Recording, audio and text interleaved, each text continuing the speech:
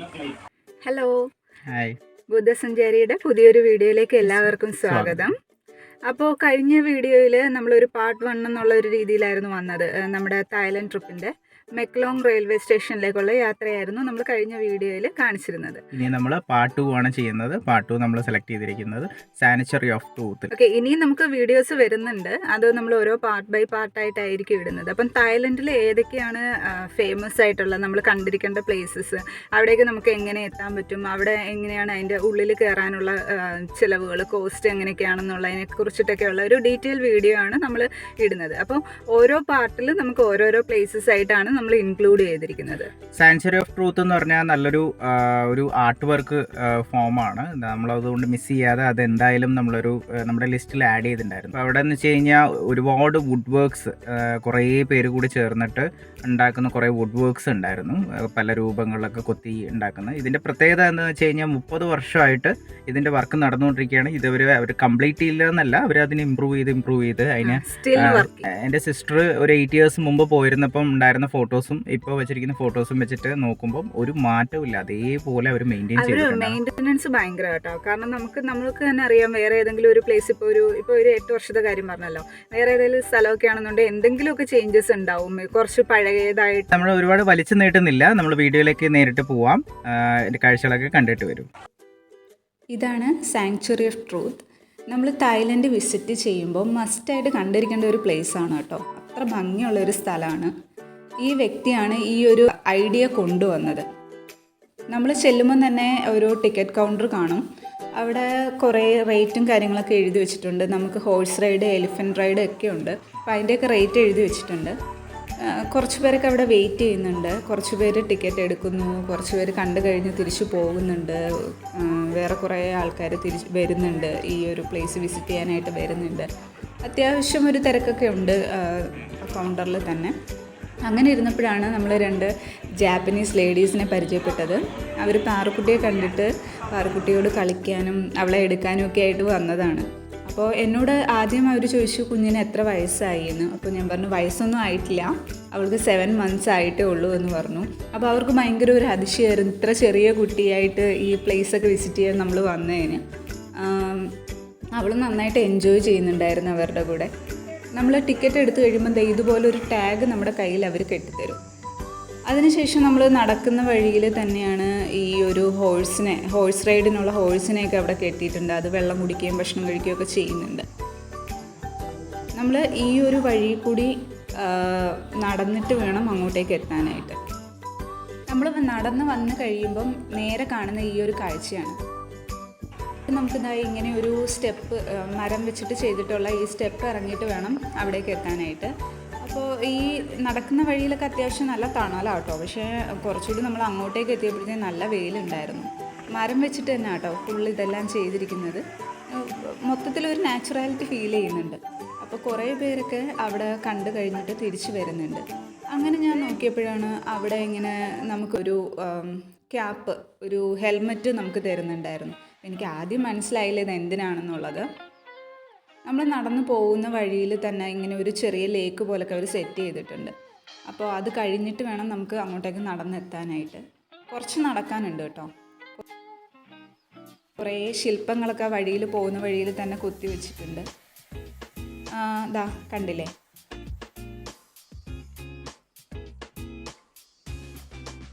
ഇവിടെ കുറേ പഴയ തടികളൊക്കെ മുൻപ് കൊത്തിയിട്ടുള്ള പാർട്സൊക്കെ ആണെന്ന് തോന്നുന്നു, എടുത്ത് മാറ്റി വെച്ചിട്ടുണ്ട്. അത് റെനോവേറ്റ് ചെയ്യുന്നതിൻ്റെ ഭാഗമായിട്ട് മാറ്റിയതാണെന്ന് തോന്നുന്നു. അപ്പം നമ്മൾ ഇതുവഴി നടന്ന് ആ ഒരു വർക്ക് സ്റ്റേഷനുണ്ട്, ആ വർക്ക് സ്റ്റേഷൻ്റെ ഉള്ളിൽ കൂടി തന്നെയാണ് നടന്നു പോകുന്നത്. നമുക്ക് പോകുന്ന വഴിയിൽ തന്നെ കുറേ പേര് ഇരുന്നിട്ട് വർക്ക് ചെയ്യുന്നതായിട്ട് കാണാം. ഇതാണ് നമ്മൾ അടുത്തുനിന്ന് കാണുമ്പോൾ ഉള്ള സാങ്ച്വറി ഓഫ് ട്രൂത്തിൻ്റെ ഒരു വ്യൂ എന്ന് പറയുന്നത്. ഇത് എനിക്ക് അതിശയം തോന്നിയെന്ന് വെച്ചാൽ ഇത്ര മനോഹരമായിട്ടുള്ള ഈ ഒരു സൃഷ്ടിയിൽ ലേഡീസ് ഉൾപ്പെടെയാണ് ഈ വർക്കുകളെല്ലാം ഇരുന്ന് ചെയ്യുന്നത്. ഒരുപാട് രൂപങ്ങളുണ്ട്, കണ്ടില്ലേ, ഒരുപാട് രൂപങ്ങൾ അതിൽ കൊത്തി വെച്ചിട്ടുണ്ട്. അവരുടെ എന്തൊക്കെയോ സ്റ്റോറീസാണ് അതിനെക്കുറിച്ചിട്ട് പറയുന്നത്. ഒരുപാട് ഭംഗിയുള്ളൊരു സ്ഥലം കേട്ടോ. ഒരുപാട് കുത്തുപണികളൊക്കെയുള്ള നല്ല ഭംഗിയുള്ള, നമുക്ക് കണ്ടു കഴിഞ്ഞാൽ മടുപ്പ് തോന്നാത്ത ഒരു പ്ലേസാണ്. നല്ല പെർഫെക്ഷനോടുകൂടി തന്നെ അവർ എല്ലാം കൊത്തിയിട്ടുണ്ട്. ഇതാണ് അതിനുള്ളിലെ കാഴ്ച. നല്ല ലൈറ്റിങ്സ് ഒക്കെ കൊടുത്തിട്ട് അങ്ങനെ പ്രൊജക്റ്റ് ചെയ്ത് നിർത്തിയിട്ടുണ്ട് ഓരോ രൂപങ്ങളും. ഒരുപാട് ആൾക്കാർ വിസിറ്റ് ചെയ്യുന്നുണ്ട്. ഉള്ളിൽ കയറിയപ്പോൾ ഒരുപാട് ആൾക്കാർ അകത്ത് കാഴ്ചകളൊക്കെ കാണുന്നുണ്ടായിരുന്നു. ഈ മുകളിലേക്കൊക്കെയുള്ള വ്യൂ കണ്ടില്ലേ, നല്ല ഭംഗിയായിട്ട്. അത് ഒരു തൂണിൽ തന്നെയൊക്കെയാണ് നല്ല പല പല രൂപങ്ങൾ കൊത്തിയിരിക്കുന്നത്. ഫുള്ള് മരത്തിൽ ചെയ്തിട്ടുള്ള രൂപങ്ങളാണ് എല്ലാം. ബുദ്ധാസൊക്കെ ഉണ്ട് ആ ഒരു രൂപങ്ങളിൽ. എനിക്ക് നന്നായിട്ട് ഇഷ്ടപ്പെട്ട ഒരു പ്ലേസ് തന്നെ കേട്ടോ. അവരുടെ എന്തൊക്കെയോ സ്റ്റോറീസാണ് അതിൽ പറഞ്ഞേക്കുന്നത്. കുറേയൊക്കെ നമുക്ക് ഗൈഡ് എക്സ്പ്ലെയിൻ ചെയ്തിട്ടുണ്ട്. Instagram, you can do also TikTok here later after our tour. So this is the Singha Banchor or Royal Balcony. We use this for granting public occasion for the royals. So it is decorated by the Buranakata jar. So yes, you can see the four faces. We call that Brahma faces. It represents the four golden spirits of life, such as അമ്മാവിൻ്റെ ഫേസാണ് ആ കാണിച്ചിരിക്കുന്നത്.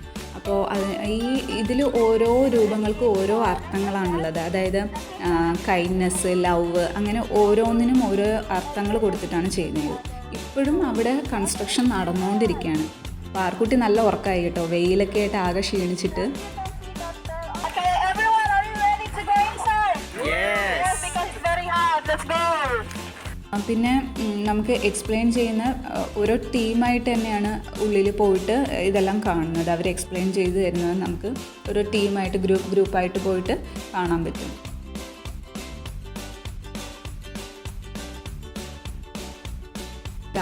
അവിടെ sanctuary of truth എന്നുള്ളതിനകത്ത് തന്നെയുണ്ട് ആ truth എന്നുള്ളൊരു വാക്ക്. അപ്പോൾ അതിനകത്ത് ഓരോ ബോർഡിലായിട്ട് ഇങ്ങനെ ഫസ്റ്റ് ട്രൂത്ത്, സെക്കൻഡ് ട്രൂത്ത് എന്നൊക്കെ പറഞ്ഞ് എഴുതി വെച്ചിട്ടുണ്ട്. എന്താണ് അവർ ഈ ഓരോ രൂപങ്ങളും കൊണ്ട് ഉദ്ദേശിക്കുന്നതെന്നുള്ളത്.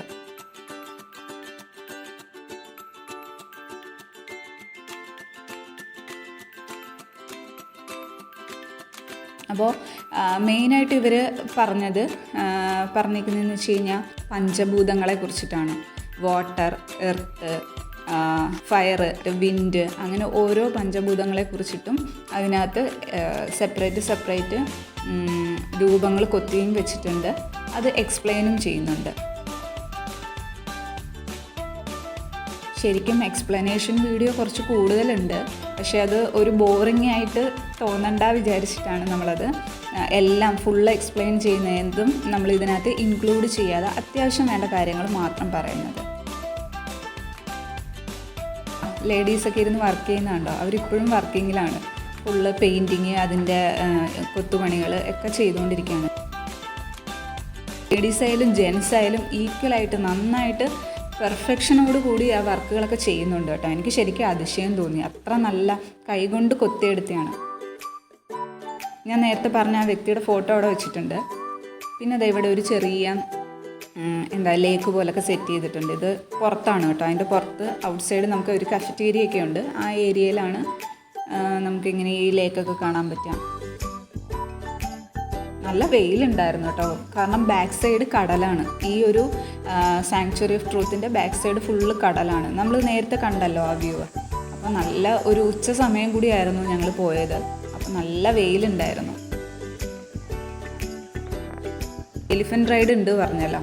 അപ്പോൾ എലിഫൻ്റ് അവിടെ റെഡി ആയിട്ടൊക്കെ നിൽക്കുന്നുണ്ട്. കുറേ പേരൊക്കെ വരികയും പോവുകയും ഒക്കെ ചെയ്യുന്നുണ്ട്. നല്ല എൻജോയ് ചെയ്തിട്ടൊക്കെ നമുക്ക് ആ എലിഫൻറ്റിൻ്റെ പുറത്ത് കയറിയിട്ട് ഇങ്ങനെ പോവാം.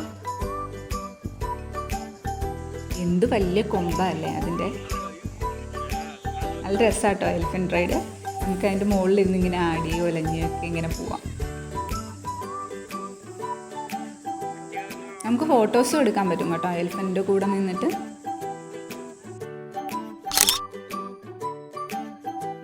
ഇപ്പോഴും വർക്ക് നടന്നുകൊണ്ടിരിക്കാൻ ഞാൻ പറഞ്ഞല്ലോ. അപ്പോൾ അവരുടെ ഒരു വർക്ക് സ്റ്റേഷനുണ്ട്. അതിനുള്ളിലൂടെ നമുക്ക് പാസ് ചെയ്ത് പോകാൻ പറ്റും.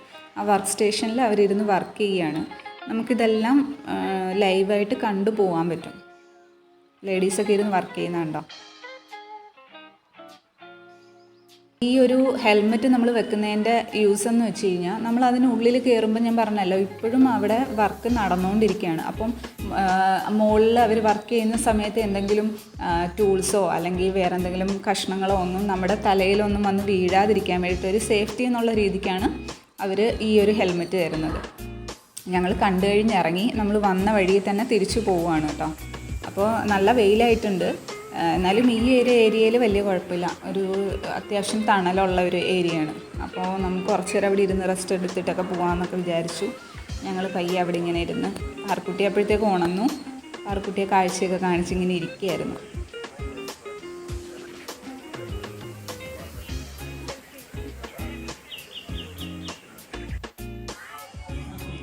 ഇവിടെ കുറേ കുട്ടികൾക്ക് എന്തോ ക്ലാസ്സൊക്കെ നടക്കുന്നുണ്ടായിരുന്നു കേട്ടോ. നമ്മുടെ നാട്ടിലെ NCC പോലെയുള്ള എന്തോ ക്യാമ്പോ മറ്റോ ആണെന്ന് തോന്നുന്നു. ഒരുപാട് കുട്ടികളുണ്ട്. അവർ ലഞ്ച് ബ്രേക്കിന് വേണ്ടി പോകുന്ന ഒരു ടൈമാണ് ഇപ്പം. പാർക്കുട്ടിയെ കണ്ടിട്ട് കുറേ പെൺകുട്ടികളൊക്കെ വന്നിട്ട് ഹായ് പറയുകയും വിളിക്കുകയൊക്കെ ചെയ്യുന്നുണ്ടായിരുന്നു. അവളും നന്നായിട്ട് തിരിച്ചങ്ങോട്ട് ഇൻട്രാക്ട് ചെയ്യുന്നുണ്ടായിരുന്നു. ശരിക്കും നല്ലൊരു പ്ലേസാണ്, നമുക്ക് നന്നായിട്ട് ഇഷ്ടപ്പെടുന്ന ഒരു പ്ലേസാണ്. എനിക്കും ഏട്ടനും ഒക്കെ നല്ല പേഴ്സണലി നന്നായിട്ട് ഇഷ്ടമായി. നിങ്ങൾക്കും തീർച്ചയായിട്ടും ഇഷ്ടപ്പെടും. അത്ര ഹായ്. അപ്പോൾ വീഡിയോ ഒക്കെ കണ്ടു കഴിഞ്ഞാൽ നമ്മൾ ഓരോ പാർട്ടുകൾ ഉണ്ടാവും. നെക്സ്റ്റ് നമ്മൾ പാർട്ട് ഏതായിരിക്കും? അടുത്ത് വരുന്ന നമ്മുടെ ടൈഗർ ടോപ്പി ആയിരിക്കും. ടൈഗർ ടോപ്പി ബെസ്റ്റ് ആണ്. ഞാൻ പേഴ്സണലി നന്നായിട്ട് എൻജോയ് ചെയ്തൊരു പ്ലേസ് ആയിരുന്നു ടൈഗർ ടോപ്പിയ. നമുക്ക് എന്താ പറയുക, നിങ്ങൾ കണ്ടു നോക്കിയതിന് ശേഷം നമുക്ക് മനസ്സിലാവും എന്താണ് സംഭവം എന്നുള്ളത്. അപ്പം നമ്മളിപ്പോൾ സസ്പെൻസ് ഒന്നും പൊട്ടിക്കുന്നില്ല. തായ്ലാൻഡ് പോയിട്ട് വന്നതിൽ എക്സ്പീരിയൻസിൽ നമ്മൾ കൂടുതൽ മനസ്സിലാക്കിയത് നമ്മൾ ഇതേപോലെ പല ഫെസിലിറ്റീസും നമ്മുടെ ഇന്ത്യയിലുണ്ടായിട്ട് അതിനെ മേക്ക് ചെയ്യാൻ പറ്റിയിട്ടില്ല എന്നുള്ളതാണ്. കാരണം അവരെന്ന് വെച്ച് കഴിഞ്ഞാൽ അതിനെ ആർട്ടിഫിഷ്യലായിട്ട് ക്രിയേറ്റ് ചെയ്തിട്ട് നല്ല രീതിയിൽ ആക്കി കൊണ്ടുവന്നിട്ടുണ്ട്. അത്രയും ടൂറിസ്റ്റിനെ അട്രാക്ട് ചെയ്യിപ്പിച്ചിട്ടുണ്ട്. നമ്മുടെ ഇന്ത്യയിലൊക്കെ ഒരുപാട് ചാൻസസ് ഉണ്ട്, പക്ഷെ അതൊക്കെ നമുക്കെന്ന് വെച്ച് കഴിഞ്ഞാൽ ഓൾറെഡി ഉണ്ട്, നമുക്ക് എല്ലാ റിസോഴ്സസും ഉണ്ട്, നമുക്കൊന്നും ആർട്ടിഫിഷ്യലായിട്ട് ഉണ്ടാക്കേണ്ട ആവശ്യമില്ല. പക്ഷെ നമ്മളത് യൂട്ടിലൈസ് ചെയ്യുന്നില്ല. പിന്നെ ചില കാര്യങ്ങളൊക്കെ എന്ന് വെച്ചാൽ നമ്മൾ തുടങ്ങി വെക്കും, പക്ഷേ അതിന് മെയിൻ്റനൻസ് ഇല്ല. അവരുടെ എന്ന് വെച്ച് കഴിഞ്ഞാൽ അവർ ഈ ഒരു ടൂറിസം കൊണ്ട് മാത്രം മുന്നോട്ട് പോകുന്ന ഒരു കൺട്രി ആയിട്ടാണ് എനിക്ക് തോന്നിയത്. കാരണം അവർ ചെറിയ ചെറിയ കാര്യങ്ങൾ വരെ നന്നായിട്ട് ഡെവലപ്പ് ചെയ്തെടുത്ത് അതിന് മാക്സിമം ടൂറിസ്റ്റിനെ ആകർഷിക്കാൻ നോക്കുക. ലാസ്റ്റ് ടൈം നമ്മൾ ചെന്നൈയിൽ പോയിരുന്നു. അവിടുത്തെ സൂ നമ്മൾ എക്സ്പീരിയൻസ് ചെയ്തു, മഹാബലിപുരത്തിൻ്റെ അടുത്തുള്ള. അപ്പോൾ അവിടുത്തെ സൂ എന്ന് വെച്ച് കഴിഞ്ഞാൽ സൂ ആണ്, എല്ലാം ഉണ്ട്. പക്ഷെ നമുക്ക് ഈ പറഞ്ഞ പോലെ നോർമലി ജസ്റ്റ് ഇങ്ങനെ ഒരു കേജിനകത്ത് ഇട്ടിട്ട് അതിനിങ്ങനെ ജസ്റ്റ് കണ്ട് പോവുക. അത് ചില കേജസിലൊന്നും ഒന്നുമില്ല. അതൊക്കെയാണ് മെയിൻ കാര്യം. പക്ഷെ നമ്മൾ തായ്ലാൻഡിൽ പോയി കഴിഞ്ഞാൽ അവിടെ എല്ലാം ഉണ്ട്. എല്ലാം വലിയ വലിയ മൃഗങ്ങളെ നമുക്ക് നേരിട്ട് അടുത്ത് കാണാം. അതിൻ്റെ ഷോസ് ഉണ്ട്, ഒരുപാട് ഭയങ്കര അട്രാക്റ്റീവ് ആയിട്ടുള്ള ഷോസ് ഉണ്ട്. പിന്നെ അത് മെയിൻറ്റെയിൻ ചെയ്യുന്ന രീതികൾ, ഇമ്പ്രൂവ്മെന്റ്. മുമ്പ് പോയിരുന്ന ആൾക്കാർക്ക് വരെ മൃഗങ്ങളോടുകൂടി നന്നായിട്ട് ഇന്ററാക്ട് ചെയ്യാൻ പറ്റും. കുട്ടികൾക്കും വലിയവർക്കും എല്ലാവർക്കും ഒരുപോലെ എൻജോയ് ചെയ്യാൻ പറ്റുന്ന പ്ലേസസ് ആണ് അവിടെ കൂടുതലും ഉള്ളത്. എന്നാൽ വൈൽഡ് ആനിമൽസും ആണ്. പക്ഷെ നമുക്ക് അങ്ങനെ ഒരു ഇത് തോന്നില്ല. സേഫ്റ്റി നന്നായിട്ടുണ്ട് നമുക്ക് അവിടെ പോയി കഴിഞ്ഞാൽ. ഇനി നമ്മുടെ സ്റ്റാച്യു ഓഫ് യൂണിറ്റി നല്ല രീതിയിൽ ഉണ്ടെന്നൊക്കെ പറയുന്നുണ്ട്. അതിന് പോയി വന്നവരൊക്കെ നല്ല റിവ്യൂസ് ആണ് തരുന്നത്. അപ്പോൾ നമുക്ക് ഒന്ന് പോയി കാണണം. നമ്മുടെ ഇന്ത്യയിലുണ്ടായിട്ട് അത് കാണാൻ പറ്റിയില്ലെങ്കിൽ എന്തായാലും മിസ് ചെയ്യാണ്ട് നമ്മൾ കാണും. അപ്പോൾ എന്തായാലും ഒരു വീഡിയോ ആയിട്ട് വരുന്നതായിരിക്കും. ഉടനെ തന്നെ ഞങ്ങൾ അങ്ങോട്ട് പോകാനുള്ള ഒരു പ്ലാനൊക്കെ ഉണ്ട്. അപ്പോൾ എത്രയും പെട്ടെന്ന് നമുക്ക് പറ്റുന്നതിനനുസരിച്ച് എത്രയും പെട്ടെന്ന് നമ്മൾ സ്റ്റാച്യു ഓഫ് യൂണിറ്റി പോയി വിസിറ്റ് ചെയ്ത് അതിൻ്റെ വിശേഷങ്ങളൊക്കെ വീഡിയോ ആയിട്ട് വരും. അപ്പോൾ നമുക്ക് നെക്സ്റ്റ് തായ്ലാൻഡ് തന്നെ കണ്ടിന്യൂ ചെയ്യും. ഒരു 5 to 6 പാർട്സ് ഉണ്ടാവും. അതിൽ നെക്സ്റ്റ് പാർട്ട് വരുന്നത് ടൈഗർ ടോപ്പി ആയിരിക്കും. അപ്പോൾ എല്ലാവരും സബ്സ്ക്രൈബ് ചെയ്തിട്ടില്ലെങ്കിൽ ചാനൽ സബ്സ്ക്രൈബ് ചെയ്യുക, ലൈക്ക് അടിക്കുക, കമൻസ് എന്തെങ്കിലും ഇമ്പ്രൂവ്മെൻറ്റ്സ് ഉണ്ടെന്നുണ്ടെങ്കിൽ ഞങ്ങളുടെ ഭാഗത്തു നിന്ന് എന്തെങ്കിലും മാറ്റങ്ങൾ ചെയ്യണമെന്നുണ്ടെങ്കിലും, നല്ല കമൻസ് ആണെങ്കിലും ഇമ്പ്രൂവ് ചെയ്യാനുള്ള കമൻസ് ആണെന്നുണ്ടെങ്കിലും അതിൽ ടൈപ്പ് ചെയ്യാൻ മറക്കരുത്. ഓക്കെ, അപ്പം സബ്സ്ക്രൈബ് ചെയ്യുക, ലൈക്ക് ചെയ്യുക, പിന്നെ ഷെയറും കൂടി ചെയ്യുക. എല്ലാവർക്കും ഷെയർ ചെയ്യുമ്പോഴാണ് എല്ലാവർക്കും കാണാൻ പറ്റുക. ചിലർക്കൊക്കെ ഇങ്ങനെ സ്ഥലങ്ങളിൽ പോകാൻ പറ്റാതിണ്ടാവും, അവർക്ക് കാണാൻ പറ്റും. ഇല്ല, പോകാൻ വേണ്ടി പ്രിപ്പയർ ചെയ്യുന്നുണ്ടാവും. അപ്പോൾ അവർക്കൊക്കെ ഉള്ള ഒരു ഹെൽപ്ഫുൾ വീഡിയോ ആയിരിക്കും. അപ്പം അടുത്ത വീഡിയോ കാണുന്നവരെ ബൈ.